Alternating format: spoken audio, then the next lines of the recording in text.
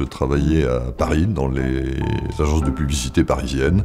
J'étais directeur de clientèle. Un jour, j'ai dit à ma charmante épouse qu'on allait déménager, s'installer en Bretagne, que j'allais créer une distillerie de whisky, et que j'allais faire du bon whisky, et qu'on allait essayer d'en vivre. Et elle m'a dit oui. À l'origine, c'est l'histoire d'une passion, parce que créer une distillerie de whisky, c'est très difficile.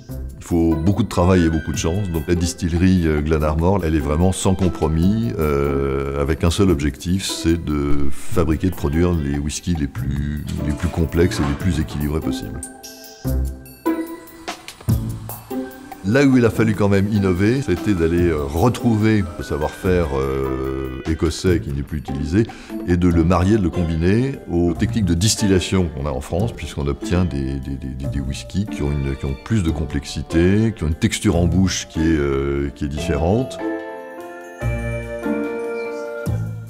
La production de la distillerie aujourd'hui, ce sont 2 whiskies single malt. Il y en a un qui s'appelle Glenarmor et un deuxième qui s'appelle Cornog, qui est un whisky tourbé, donc avec des arômes très très puissants. On voit le gras du whisky, les gens, et la couleur, c'est la couleur. Je suis en train de construire une deuxième distillerie, et cette distillerie, elle va être construite en Écosse, sur l'île Islay, qui est un peu la Mecque du whisky dans le monde, avec une capacité 2,5 fois supérieure, et avec bien sûr pas mal d'améliorations, d'optimisation par rapport à la première.